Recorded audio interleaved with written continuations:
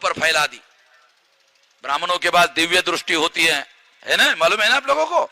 ब्राह्मणों के पास दिव्य दृष्टि होती है। वो दिव्य दृष्टि उसने ब्राह्मणों ने ओबीसी पर फैलाई। फैलाने के बाद ब्राह्मणों को पता चला, दिव्य दृष्टि के द्वारा क्या पता चला कि ओबीसी राम भक्त लोग है। ओबीसी, ब्राह्मणों को पता चला ओबीसी क्या है?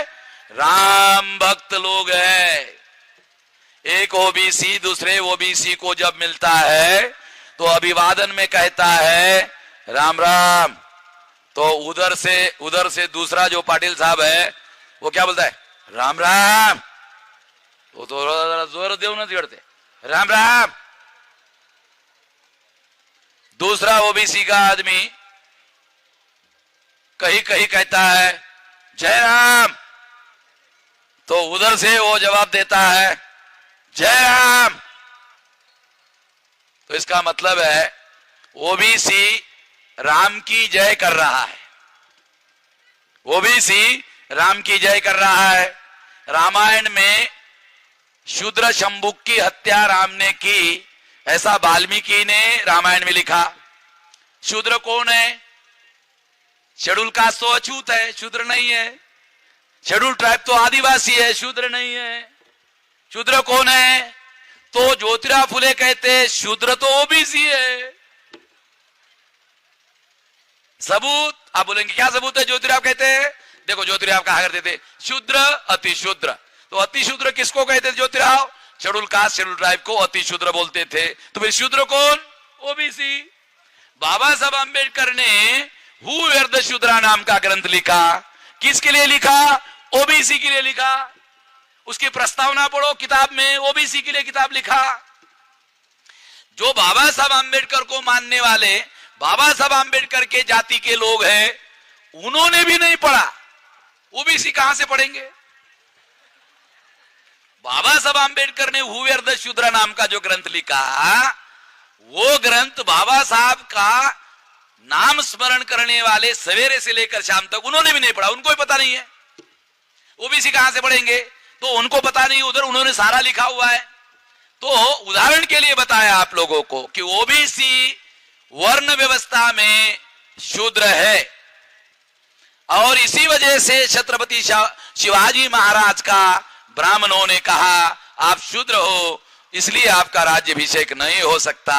ब्राह्मणों ने शिवाजी महाराज का राज्याभिषेक करने से इनकार किया। तो कारण था कि ब्राह्मण ऐसा कहते थे, मानते थे शिवाजी महाराज कुंभी है, और कुंभी होने की वजह से वो शूद्र है, ऐसा उनको वो कहते थे। और इसलिए उनको राजा बनने के लिए ब्राह्मण लोग मानने के लिए राज्याभिषेक करने के लिए राजी नहीं होते थे। ये सारी बातें बाबा साहब आंबेडकर ने हु वेयर द शूद्रा नाम के ग्रंथ में लिखी हुई है, आप पढ़ लेना, मराठी में वो ग्रंथ उपलब्ध है। तो इस तरह से बहुत सी बातें हैं जो हम लोगों को मालूम नहीं है। तो मैं आपको बता रहा हूं कि रामायण में, वाल्मीकि रामायण में वाल्मीकि ने लिखा कि राम ने शूद्र शंभुक की हत्या की। अगर आज के तारीख में अगर इसको इंटरप्रिट किया जाए, इसकी व्याख्या की जाए, तो कैसा कहा जा सकता है? आज के तारीख में राम ने उस समय शूद्र शंभुक की हत्या की थी, आज के तारीख में उसका अर्थ होगा राम ने ओबीसी शंभुक की हत्या की थी। इसका अर्थ यह होता है, केशवराव धोंडगे का नाम अकोला जिले के लोग जो है विदर्भा में हैं। केशवराव धोंडगे नांदेड़ जिले में, नांदेड़ जिले के लोग शायद यहां है कि नहीं मालूम नहीं। केशवराव धोंडगे अभी भी शायद जीवित है, बुजुर्ग आदमी है। उन्होंने शूद्र शंभुकाचा खूनी राम ऐसा एक किताब लिखा था उस समय, क्योंकि वो सत्यशोधक आंदोलन में थे तो उनको मालूम था, इसलिए उन्होंने एक किताब लिखा था। वो किताब अभी भी अवेलेबल है। तो ये उदाहरण आपको बता रहा हूं कि आज के तारीख के हिसाब से राम ने शूद्र शंभुक की हत्या की का अर्थ होता है ओबीसी की हत्या की। अगर राम ने ओबीसी की हत्या की तो ओबीसी कैसे कह रहा है जय राम? अगर ओबीसी की हत्या राम ने की तो ओबीसी जय राम नहीं कह सकता। अगर ओबीसी ने जय राम कहा तो इसका मतलब है अगर राम ने उसकी हत्या की तो उसको विरोध करने के बजाय वो जय राम कह रहा है। अगर ओबीसी राम की जय कहता रहेगा और राम के जय जयकार के नारे लगाता रहेगा तो क्या होगा? राम की ही जय होगी। अगर राम की जय होगी तो ओबीसी का क्या होगा? ओबीसी का तो पराजय हो जाएगा। अरे तुम खुद ही राम की जय कह रहे हो तो तुम्हारा जय कैसे होगा? वो तो तुम्हारा पराजय होगा। इसलिए उदाहरण आप लोगों को बता रहा हूं, समझ में आए इसलिए बता रहा हूं, जानकारी हो इसलिए आपको बता रहा हूं। देखो ये उदाहरण बहुत महत्वपूर्ण है। तो ब्राह्मणों ने अपनी दिव्य दृष्टि फैलाई और दिव्य दृष्टि में देखा ओबीसी राम भक्त है और ओबीसी जो राम भक्त हैं, अगर ओबीसी का राम नाम सत्य करना है तो राम का नाम ही पर्याप्त है और कुछ ज्यादा करने की जरूरत बिल्कुल नहीं है। राम का नाम लेकर ओबीसी का राम नाम सत्य करना संभव है। ब्राह्मणों ने सोचा, मैं नहीं बोल रहा हूं, ब्राह्मणों ने सोचा और इसलिए ब्राह्मणों ने ओबीसी को कहना शुरू कर दिया। 81 के बाद मंडल में रिपोर्ट आया 81 में, तो ओबीसी को ब्राह्मणों ने कहना शुरू कर दिया। क्या कहना शुरू कर दिया? ओबीसी को ब्राह्मणों ने कहा तुम्हारे राम का मंदिर अयोध्या में हम बनाना चाहते हैं, मुसलमान हैं कि बनने देना नहीं चाहते। तुम्हारे राम के मंदिर को गिराकर मुसलमानों ने बाबरी मस्जिद गिराई और इसलिए वो मस्जिद गिराकर हम वहां राम का मंदिर बनाना चाहते हैं, जरा मुसलमानों को देखो तो। ब्राह्मणों ने सोचा अब की बार अगर हम ओबीसी को कहे कि एससी एसटी तुम्हारे दुश्मन हैं, तुम्हारे बच्चों को नौकरियों में नौकरियां और एडमिशन नहीं मिलता है एससी एसटी के आरक्षण की वजह से, अगर आज ये कहेंगे तो ओबीसी मानने वाले नहीं है, उनको आंकड़े मालूम हो गए हैं, इसलिए अब दुश्मन बदलना होगा। तो ब्राह्मणों ने सोचा अब की बार दुश्मन मुसलमानों को बताना होगा, ओबीसी को मुसलमानों से भिड़ाना होगा और ओबीसी को मुसलमानों से भिड़ाना होगा, मुसलमानों को ओबीसी से भिड़ाना होगा और ओबीसी को मुसलमानों से भिड़ाना होगा। तो दोनों कैसा भिड़ेंगे? तो बाबरी मस्जिद गिराकर मंदिर बनाना पड़ेगा। जब ऐसा कहेंगे तो मुसलमान गिराने नहीं देंगे और ओबीसी कहेगा नहीं नहीं वेज बनाएंगे, वो ऐसा करेंगे वो भिड़ जाएंगे दोनों। और दोनों जब भिड़ेंगे जब दोनों की लड़ाई शुरू हो जाएगी, ओबीसी की मुसलमान से और मुसलमान की ओबीसी से, तो जो मंडल कमीशन का आंदोलन है उसके तरफ ओबीसी को ध्यान देने के बजाय वो राम मंदिर की तरफ डाइवर्ट हो जाएगा। और अगर डाइवर्ट हो गया तो मंडल कमीशन का आंदोलन कमजोर हो जाएगा और मंडल कमीशन का आंदोलन अगर कमजोर हो गया तो ओबीसी का राम नाम सत्य करने का अवसर ब्राह्मण को मिल जाएगा। ये योजना ब्राह्मणों ने बनाई। ये योजना बनाने इसको कार्यान्वित करने के लिए ब्राह्मणों ने, मैं वहां फैजाबाद गया, अयोध्या गया, वहां देखा 14 राम के मंदिर है। हर मंदिर का महंत कहता है जहां हमारा मंदिर है वही राम पैदा हुए। 14 राम के मंदिर है, हर मंदिर का महंत कहता है कि जहां जहां हमारा मंदिर वही वही राम पैदा हुए। और इससे तो 14 राम हो गए भाई, एक नहीं 14 राम हो गए। तो मगर आरएसएस और विश्व हिंदू परिषद के जो लोग हैं वो बहुत महान है, वो क्या कहते थे? नहीं नहीं नहीं नहीं, नहीं। जहां जहां भी राम मंदिर है वहां वहां राम पैदा नहीं हुए, जहां मस्जिद है वहां राम पैदा हुए।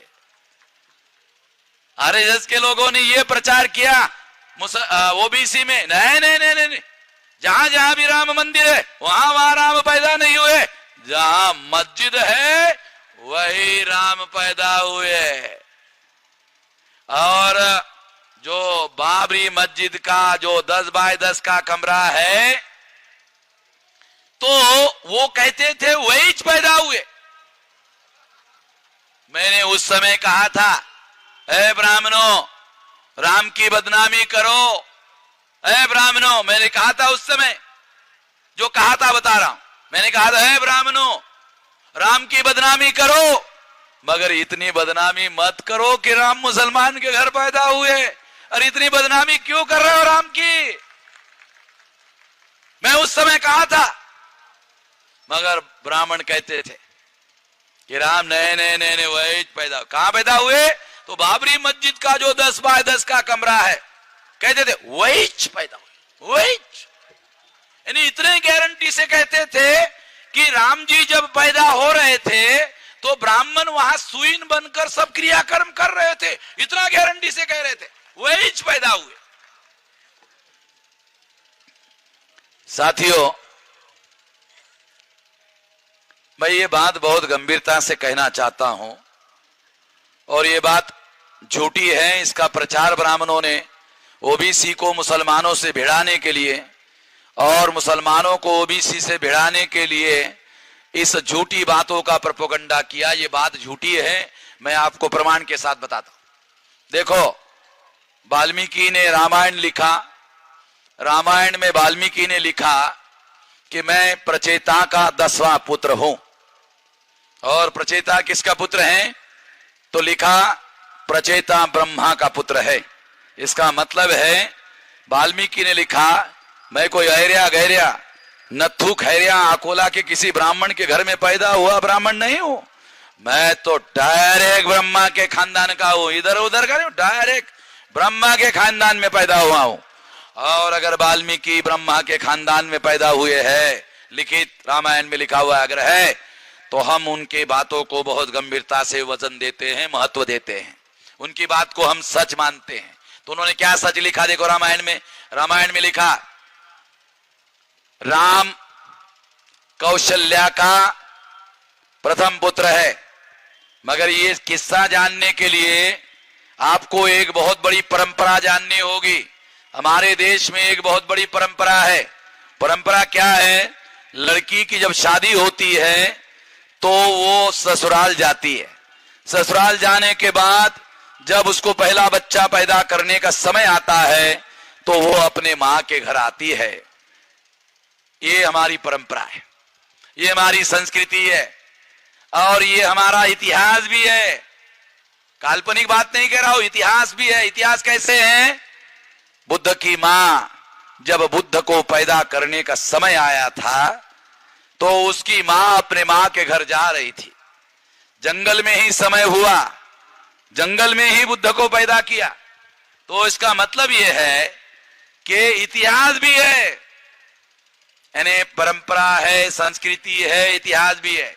मैंने लोगों को, शेड्यूल कास्ट के लोगों को पूछा कहां हमारे यहाँ है, शेड्यूल ट्राइब को पूछा उनका हमारे यहाँ है, ओबीसी को पूछा उनका हमारे यहाँ है, मैं सब मुसलमानों को पूछा उनका हमारे यहाँ भी है।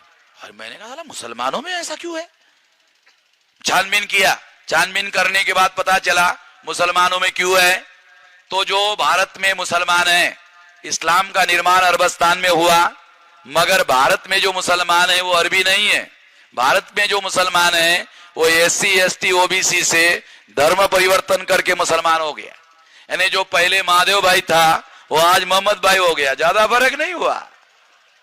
जो कल महादेव भाई था वो आज मोहम्मद भाई हो गया। देखो आपको समझाता हूं, देखो ए महादेव भाई है और ए मोहम्मद भाई आज। अब ये दोनों के पुरखे एक कैसे हैं आपको जो प्रयोग करके दिखाता हूं, ये प्रयोग करके दिखाता हूं, क्योंकि प्रयोगशाला में जाना ज्यादा महंगा है, इसलिए उंगलियों पर प्रयोग करके दिखाता हूं। देखो ये महादेव भाई और ये मोहम्मद भाई आज का, ये जरा पीछे जाओ, 4 पीढ़ी 10 पीढ़ी 15 पीढ़ी पीछे जाओ, ये साला मिल गया था। महादेव भाई मोहम्मद भाई एक कच हो गया। जैसे ही आप 10-15 पीढ़ी पीछे जाओ तो आपको दिखाई देगा अरे महादेव भाई मोहम्मद भाई एक कच है। तो ये जो महादेव भाई था ये मोहम्मद भाई हो गया, हमारे यहाँ आदमी है। ये SC ST OBC से धर्म परिवर्तन करके ये मुसलमान हो गया। और इसका एक और सबूत, हमारे लोग अनपढ़ थे, परिवार के साथ मुसलमान हो गए, उसकी मां अनपढ़ थी, जब परिवार के साथ मुसलमान बन गई तो उसको मुसलमानों की उर्दू अरबी लैंग्वेज नहीं आती थी, वो जो भाषा बोलती थी वही भाषा वो अपने बच्चों को पढ़ाती थी। तो इसलिए केरला का मुसलमान मलयाली बोलता है, आंध्रा का मुसलमान तेलुगु बोलता है, तमिल का मुसलमान तमिल बोलता है, तमिलनाडु का, कर्नाटका का कन्नड़ी बोलता है, महाराष्ट्र का मराठी बोलता है, गुजराती मुसलमान गुजराती बोलता है, राजस्थान का मारवाड़ी बोलता है, लखनऊ का अवधी बोलता है, पटना का मगही बोलता है, बंगाल का बंगाली बोलता है। और जो कह रहा हूं छानबीन कर लेना, जो मैं कह रहा हूं मानना मत, छानबीन कर लेना, मान लेना।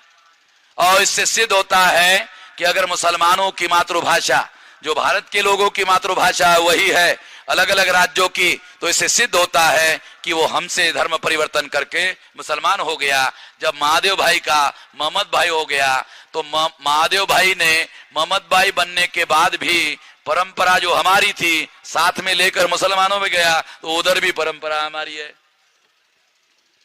तो एससी एसटी ओबीसी और माइनॉरिटी में ये परंपरा है कि लड़की की जब शादी होती है तो ससुराल जाती है, अपना बच्चा पहला पैदा करने के लिए अपने मां के घर आती है, अपना बच्चा अपने मां के घर पैदा करती है। रामायण में वाल्मीकि ने लिख कर रखा, राम कौशल्या के प्रथम पुत्र थे, एक बात। दूसरी बात, अयोध्या कौशल्या की ससुराल थी, मैका नहीं था। पढ़ लो, रामायण पढ़ लो, चुनौती है मेरी सारी ब्राह्मणों को कि अयोध्या कौशल्या की ससुराल थी और मैका नहीं था। और अगर मैका नहीं था, ससुराल था, तो कौशल्या ने अपना पुत्र पैदा करने के लिए, राम को पैदा करने के लिए वो जरूर अपने मां के घर गई होगी। कौशल्या कहां की रहने वाली थी? तो रामायण कहता है कौशल देश की। कौशल देश कहां है? बिहार में। तो वो अपना बच्चा पैदा करने के लिए कौशल देश गई होगी। इससे सिद्ध होता है कि राम का जन्म अयोध्या में नहीं हुआ, इसलिए राम की जन्मभूमि अयोध्या है। ये बात झूठी है।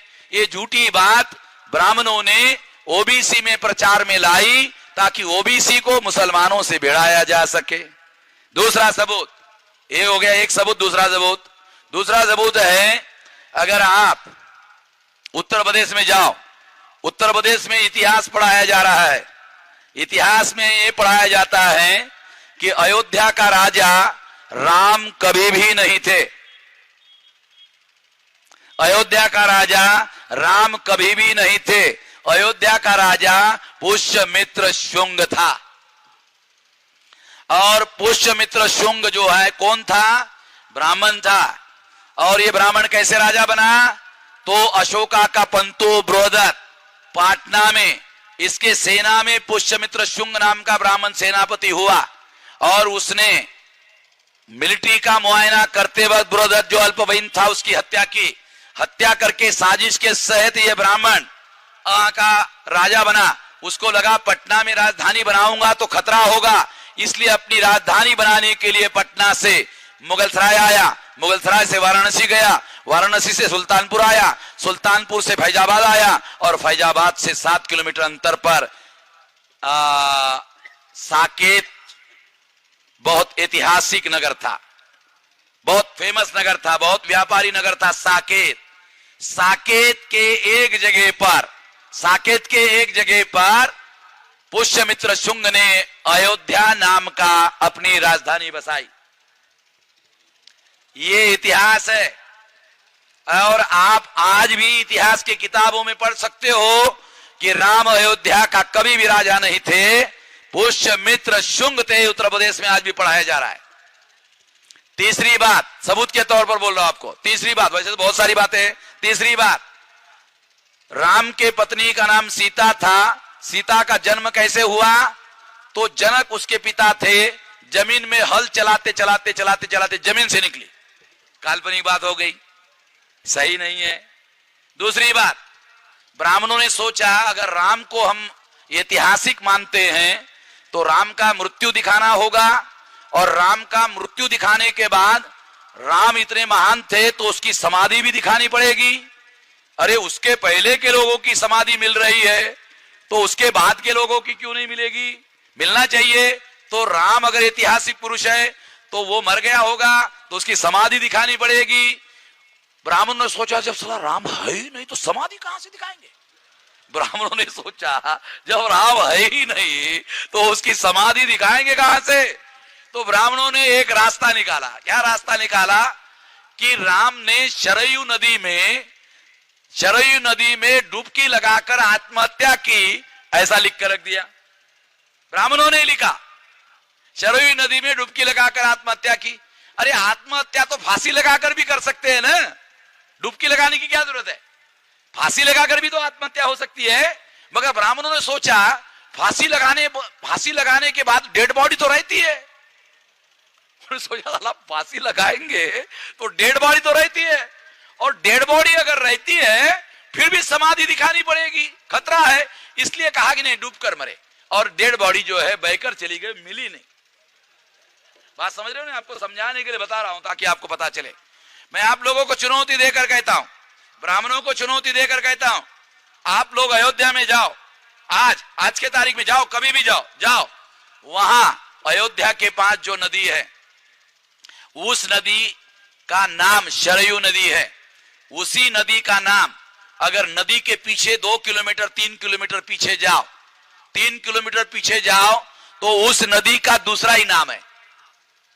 फिर अयोध्या से आगे जाओ, 4 किलोमीटर आगे जाओ तो उस नदी का नाम ओरिजिनल, जो जहां से शुरू होती है वही नदी, जो 3 किलोमीटर पहले उस नदी का जो नाम है, अभी मुझे याद नहीं आ रहा है, वही नाम 4 किलोमीटर के बाद फिर वही नाम शुरू होता है। मगर अयोध्या के पास जो 4-5 किलोमीटर का अंतर है, उतने अंतर का नाम ब्राह्मणों ने शरयू नदी रखा। क्यों रखा? क्योंकि उन्होंने लिख कर रखा था शरयू नदी में डुबकी लगाकर मरे, तो इसलिए उस नदी का नाम उतने किलोमीटर में उन्होंने नाम बदल दिया। और मैं आप लोगों को, क्योंकि वो नदी अभी भी है, और वो नदी अभी भी है, और आप जाके छानबीन कर लो। मैं आप ब्राह्मणों को बोलता हूं, आपको बोलता हूं, सभी को बोलता हूं, जो कह रहा हूं छानबीन कर लेना। इन सारी बातों से सिद्ध होता है कि ब्राह्मणों ने ओबीसी के लोगों को झूठ मूठ की कहानी बताई, और कहानी बताकर ओबीसी के लोगों को मुसलमानों के साथ भिड़ाया, लड़ाया। जब इलाहाबाद हाईकोर्ट ने विश्व हिंदू परिषद के लोगों को आदेश दिया कि आपको 2 महीने का समय दिया जाता है, आप कहते हो वैज पैदा हुए तो सबूत ले आओ। इलाहाबाद हाईकोर्ट ने विश्व हिंदू परिषद के लोगों को आदेश दिया कि आप कहते हो वैज पैदा हुए, ले आओ, सबूत ले आओ, आप कोर्ट में सबूत सादर करो। तो विश्व हिंदू परिषद के लोग हरिद्वार में 2 दिन बैठे। 2 दिन मंथन करने के बाद इस नतीजे पर पहुंचे, सबूत तो है नहीं। 2 दिन मंथन करने के बाद पता चला सबूत तो है नहीं। तो विश्व हिंदू परिषद का प्रवक्ता अखबार वालों के सामने आया और कहा राम अयोध्या में ही पैदा हुए। क्या कहा? राम अयोध्या में पैदा हुए। ये हमारी आस्था का सवाल है, और आस्था के कोई सबूत नहीं हुआ करते। वो खुद कह रहे हैं कि राम अयोध्या में ही पैदा हुए, ये हमारे आस्था का सवाल है, और आस्था के कोई सबूत नहीं हुआ करते। इस तरह से विश्व हिंदू परिषद के लोगों ने अखबार वालों के सामने आकर कहा, इसे सिद्ध होता है कि सबूत नहीं है, और अगर सबूत नहीं है तो मामला झूठा है, और अगर झूठा है तो इससे सिद्ध होता है कि ओबीसी के लोगों को मुसलमानों से भिड़ाने के लिए, और मुसलमानों को ओबीसी से भिड़ाने के लिए, ताकि दोनों की लड़ाई हो सके, और ओबीसी के लोग मंडल कमीशन की लड़ाई लड़ने के बजाय राम मंदिर की लड़ाई लड़ने में शामिल हो जाए, ताकि मंडल का ओबीसी का आंदोलन कमजोर किया जा सके और ओबीसी के विरोध में षड्यंत्र को कामयाब किया जा सके। ये योजना ब्राह्मणों ने बनाई, ये बात हमारे सामने दिखाई देती है। और अगर आपको इसका कोई और सबूत चाहिए तो मैं एक और सबूत देता हूं। दिल्ली में national union of backward classes के राष्ट्रीय अध्यक्ष, ओबीसी का एक संगठन था national union of backward classes, उसके राष्ट्रीय अध्यक्ष थे चौधरी ब्रह्म प्रकाश। चौधरी ब्रह्म प्रकाश ने दिल्ली में मोर्चा निकाला ओबीसी का। उस ओबीसी के मोर्चा में नारा लगाया जा रहा था। ओबीसी का नारा है, पिछड़े वर्ग का नारा है, 90 भाग हमारा है, भारत का 90 भाग हमारा है, ये नारा लगाया जा रहा था। एक पत्रकार भी साथ में चल रहा था। कार्यक्रम समाप्त हो गया। समाप्त होने के बाद पत्रकार ने चौधरी ब्रह्म प्रकाश को कहा, चौधरी साहब ये मोर्चा में नारा बहुत बढ़िया लग रहा था। चौधरी साहब ने पूछा कौन सा नारा? तो पत्रकार ने रिपीट करके बताया, पिछड़े वर्ग का ओबीसी का नारा है, 90 भाग हमारा है। ये नारा बहुत बढ़िया लग रहा था, मगर मोर्चा में एक कमी थी। चौधरी ब्रह्म प्रकाश ने पत्रकार को पूछा क्या कमी थी? पत्रकार ने बताया कि पिछड़े वर्ग का नारा है, 90 भाग हमारा है। ये नारा लगाने वाले जो लोग थे वो संख्या में 90 नहीं थे, वो संख्या में 90 नहीं थे। चौधरी ब्रह्म प्रकाश बहुत पॉलिटिकली कॉन्शियस थे। उन्होंने छोड़ते ही उस पत्रकार को जवाब दिया और कहा कि वो 90 दिल्ली में कैसे हो सकते हैं? अरे वो तो अयोध्या में राम जन्मभूमि का मंदिर बनाने को गए हुए हैं, वो दिल्ली में 90 कैसे हो सकते हैं? ये सबूत इस बात का कि राम जन्मभूमि का आंदोलन ओबीसी के लोगों को मंडल पर से ध्यान हटाकर मंदिर के आंदोलन पर डाइवर्ट करने के लिए, ताकि मंडल के आंदोलन को कमजोर किया जा सके। मैं मराठवाड़ा में उस समय घूम रहा था। माजलगांव में एक धनगर जाति का प्रोफेसर था। उस प्रोफेसर को मैंने कहा, मान्यवर ये आपके लोगों के हितों का मंडल कमीशन का कार्यक्रम है, इसको जागृत करने के लिए आप सहयोग कीजिए। तो उन्होंने मुझे कहा कि धर्मो रक्षति रक्षम, तुम धर्म की रक्षा करो तो धर्म तुम्हारी रक्षा करेगा। तो हमको धर्म की रक्षा करनी चाहिए, धर्म संकट में है। ओबीसी के आदमी ने मुझे, प्रोफेसर ने कहा धर्म संकट में है, उसको बचाना होगा। ऐसा अकोला में एक बहुत बड़ा वो फ्लेक्स लगा हुआ है और उसमें लिखा है, उसमें फोटो लिखा हुआ है नरेंद्र महाराज। नरेंद्र महाराज कौन है? ओबीसी। आप लोगों को मालूम नहीं होगा, हम तो जानते हैं ना। ये नरेंद्र महाराज जो है हमारा ही बंदा है, ओबीसी। तो उसमें टाइटल लिखा हुआ है हिंदू धर्म खतरे में है। क्या खतरे में है? हिंदू धर्म खतरे में। और क्यों खतरे में है? ओबीसी के लोग जाति न्याय जनगणना, भारत मुक्ति मोर्चा के लोग जाति न्याय जनगणना करने के लिए रैली कर रहे हैं, इसलिए धर्म खतरे में है। तो जो प्रोफेसर ने माजलगांव में उस समय मुझे कहा था, तो वो ओबीसी के लोगों के साथ धोखाधड़ी करने के लिए जो मामला चलाया जा रहा था, वैसा ही मामला आपके अकोला में ही नहीं, सारे देश भर में चलाया जा रहा है ओबीसी के साथ धोखा करने के लिए। आपको सबूत के तौर पर बताता हूं, उस समय ओबीसी के लोगों को डाइवर्ट करने के लिए विनय कटियार, फैजाबाद का कुर्मी जाति का, कुनबी जाति का व्यक्ति, उसको बजरंग दल का राष्ट्रीय प्रमुख बनाया गया था। उमा भारती लोध जाति की, ओबीसी की।